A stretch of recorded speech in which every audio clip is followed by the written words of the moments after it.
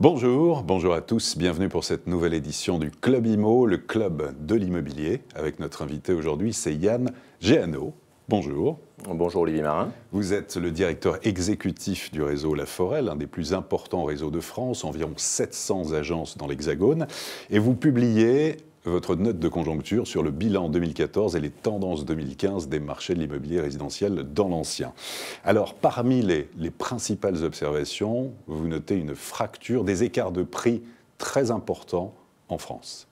Oui, absolument. L'année 2014 démontre une fracture immobilière entre, d'une part, l'Île-de-France, Paris, les grandes métropoles, et d'autre part, les communes beaucoup moins urbanisées, moins denses, qui vivent à la fois une chute des volumes de transactions et une baisse beaucoup plus marquée des prix de l'immobilier. Cette fracture, on la retrouve également sur l'offre de biens, puisque les logements aujourd'hui de grande taille, les appartements familiaux, les grandes maisons ont du mal à trouver preneur, alors que les petites surfaces sont, elles, plébiscitées et rythment le marché immobilier en 2014. Et vous notez donc une tendance modérée, on va dire, à la baisse des prix, notamment dans les grandes villes, pour 2014. Oui, une tendance modérée. Là encore, cette fracture se démontre et s'illustre parfaitement, puisque dans des villes comme Paris, comme Lyon, la baisse est contenue autour d'1%. Et dans des villes beaucoup plus moyennes, comme Dax par exemple, dans les Landes, on observe une baisse en 2014, une baisse des prix qui ont dévissé de l'ordre de 10%. Est-ce que ça peut aller très loin? C'est-à-dire quand on va dans des secteurs où à la campagne, est-ce qu'on peut avoir des moins 10, moins 15, moins 20% sur certains types de biens?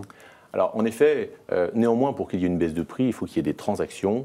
Et c'est vrai que sur la demande des biens dans des environnements beaucoup plus ruraux, on va avoir une demande en retrait de l'ordre de 6% dans les régions, alors qu'à Paris, elle est en progression extrêmement nette de l'ordre de 19%. D'accord, là ce sont des moyennes. En ce qui concerne les délais de vente, où en est-on? Les délais de vente restent à peu près les mêmes. La moyenne en France tourne autour de 100 jours. Les délais sont évidemment bien plus courts à Paris et en Île-de-France et peuvent atteindre 120, 130 jours dans les régions. Est-ce que vous avez noté, comme certains professionnels, le retour sur le marché des primo-accédants? Alors en effet, les primo-accédants sont les acteurs les plus importants des transactions en 2014 au sein du réseau La Forêt, puisqu'en 2013, ils représentaient 28% des transactions, pour en 2014 gagner 3 points et représenter 31% des transactions sur l'ensemble de la France.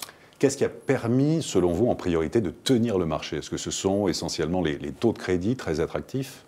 Alors, il y a les taux de crédit, bien entendu, mais il y a un véritable noyau dur qui fait les transactions. Un noyau dur constitué d'une part des acquéreurs, qui sont des acquéreurs sérieux, motivés, avec des projets bien ficelés, des enveloppes financières bien définies et bien arrêtées. Et puis de l'autre côté, et il ne faut pas les oublier, des vendeurs qui sont raisonnés, qui sont raisonnables et qui acceptent en 2014 les conditions de marché. Alors ça, c'est pour 2014. Le bilan, perspective 2015, où va-t-on? 2015, nous envisageons un copier-coller de 2014 avec un mieux possible.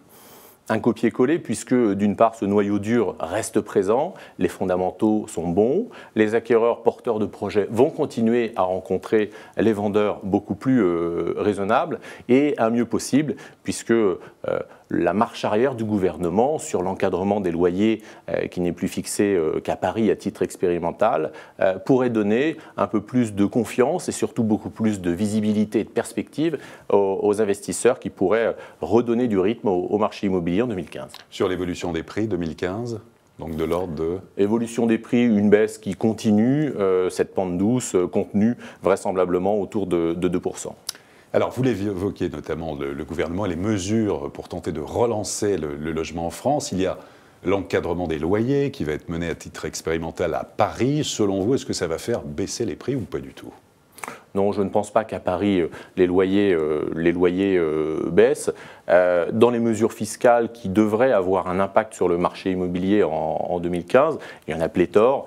Moi, j'aimerais m'attarder sur un flop prévisible, le PTZ, le fameux prêt à taux zéro étendu à l'ancien, Un flop puisque concentré sur 6 000 communes en France, 6 000 communes de moins de 10 000 habitants, et puis soumis également à un budget de travaux extrêmement important qui devra dépasser 25% de l'opération globale et des travaux qui devront être réalisés dans les 3 ans qui suivent l'acquisition immobilière. C'est d'autant plus dommage qu'on connaît la puissance d'un dispositif comme le prêt à taux zéro. Donc ça part d'une bonne intention. Néanmoins, j'ai l'impression qu'avec ces conditions, on passe un peu à côté du sujet. Ça, c'est pour les flops. Et puis pour le top, je suis beaucoup plus enthousiaste sur l'alignement de la réforme des plus-values sur les terrains à bâtir avec les plus-values sur le bâti. Et puis l'abattement exceptionnel également de 30% de l'impôt sur le revenu pour les promesses ou compromis qui seront signés avant le 31 décembre 2015. Comment faire revenir les investisseurs sur le marché ? Mais je crois que les investisseurs sont revenus sur le second semestre 2014, on l'observe chez Laforêt. Ils ont plus de lisibilité, comme on le disait tout à l'heure. Aujourd'hui, ils sont assez confiants. La pierre reste un placement qui finalement a très peu d'alternatives aujourd'hui.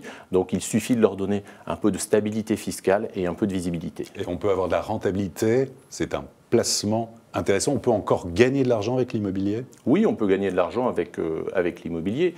D'ailleurs, dans le cœur des transactions, les secondo-accédants aujourd'hui réalisent encore bien souvent des plus-values qui leur permettent de s'engager sur un nouveau projet suite à leur cession.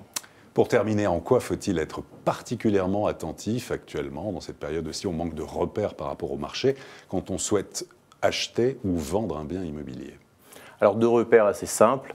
Pour les vendeurs, ne pas surestimer la valeur de son bien, même si la tentation est grande, essayer de coller le plus possible au prix du marché, puisqu'on sait qu'un bien qui tarde à trouver acquéreur subira vraisemblablement une décote beaucoup plus importante à la finalité.